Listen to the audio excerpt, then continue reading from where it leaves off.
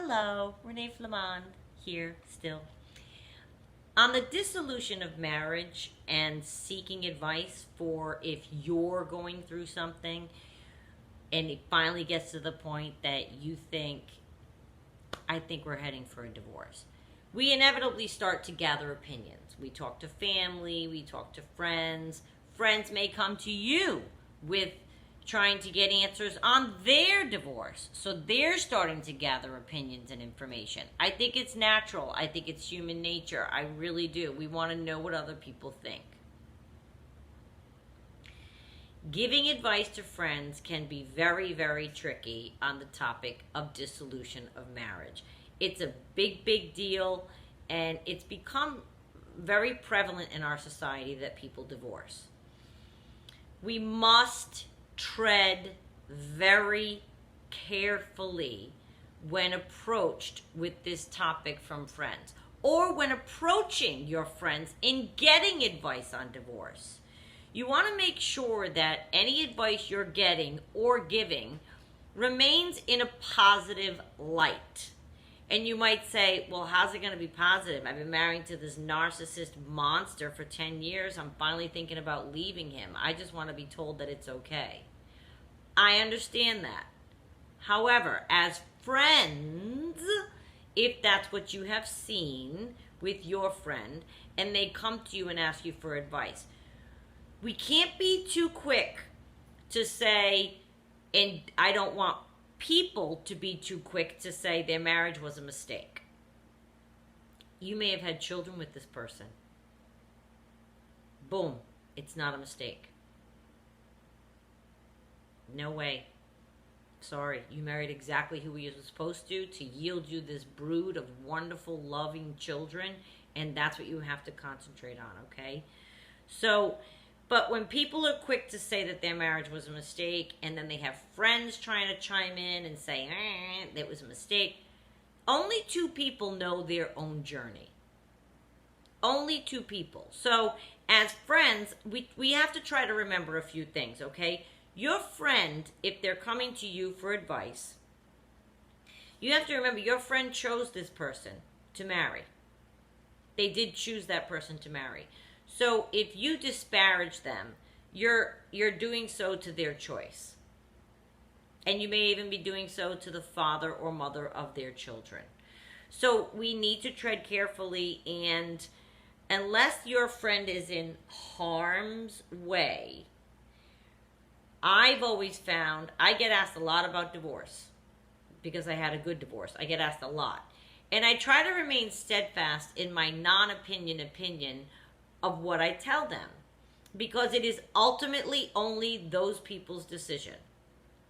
And it is up to us to listen. Dissolution is a very tough decision.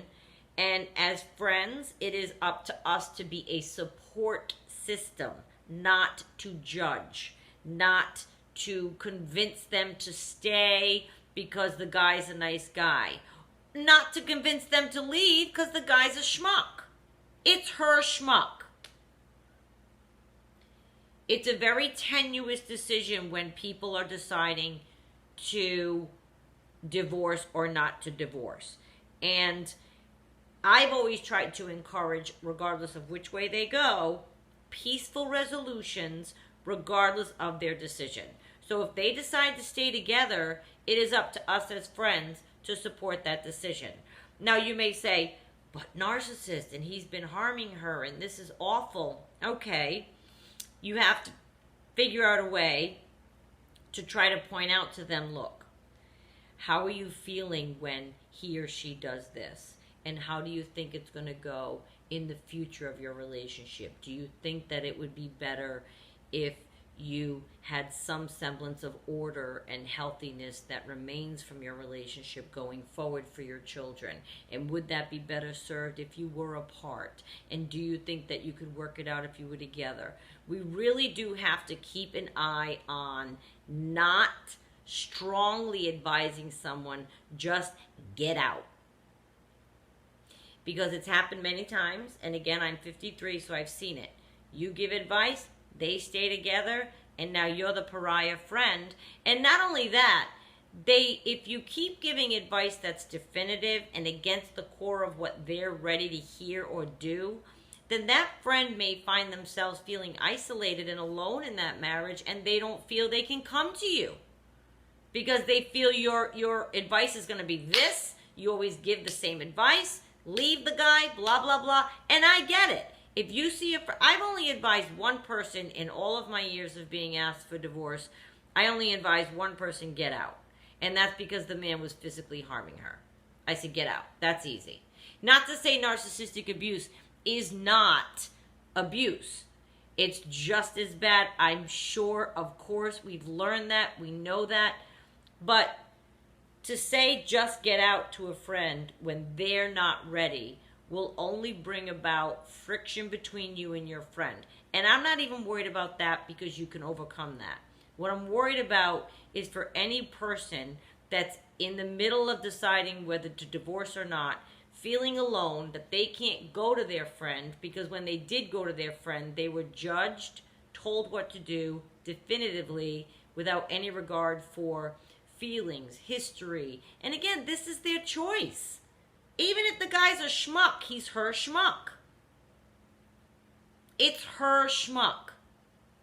And if the guy's a nice guy and your inclination is to say, well, he's so nice, honey, you might not want to leave him. You know, you're single maybe and you're out there in the world and you want to say, it's not as easy as you think. She may be going through things with her nice guy that are very unpleasant, of which we are not aware. You have to always keep in mind that there are three sides, right? His, hers, the truth. Or hers, the truth. His, the truth. Whatever the pronouns are, there are three sides to every story. So if we go in gangbusters and try to give definitive advice to people on whether or not they divorce, that is a heavy, heavy decision that only needs to be made by two people. And as a friend, your hands are tied. You feel like, okay, well, what can I say? What can I say? I don't want to lead them down the wrong path. I don't want to give them advice that will come up and bite them or bite me or bite. Here's the thing. If somebody's at the point that they're starting to really gather opinions about divorce and should I divorce and is it time and I'm really thinking of leaving this person, to remain kind, to remain open to listen to anything that they're saying is what they want from us, to listen. And I've had people say, just tell me what to do. Just tell me what to do. I caution you against that. And again, you may say, but narcissist and abuse, and she's asking me, and it's finally time, and she's ready to leave him. I don't care how much they say to you or how angry they came off a fight. They could go home and that narcissist or otherwise could charm the pants right off that person and boom, they're back in the marriage. You know how it can work. If you're watching this channel and you've been with a narcissist, you know how hard their love bombing can be. So when a friend is at the point of whether to divorce or not and they're coming to you for advice or friends are coming to you for advice, just keep in mind that is their spouse. That is the father of or mother of their children. This person, they have years invested together. And the person might even be saying, I've been miserable for 20 years and he does this, this, and this, and I'm over it. But just listen. Don't call him a schmuck. It's her schmuck. She can call him a schmuck. Because don't forget, you want to maintain a position that in the future your friend feels they're free to come to you. You don't want to make them feel, I can't go to that person anymore. Because then you're isolated. And you don't know what's going on. Now you can't even be there for your friend. It's a very, very slippery slope of giving advice, maintaining your composure, not telling her or listening to him, her, all the bad things about their spouse. Yes, you should leave them. If the abuse is prevalent and they're starting to see it, I think it's okay to agree with them if you see it also.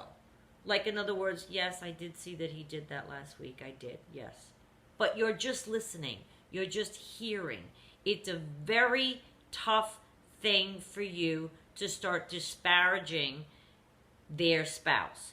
That could be, again, the parent of their children. That is a big toe on which to step. I wouldn't want anyone saying anything negative about my ex-husband as a father. He's a phenomenal father.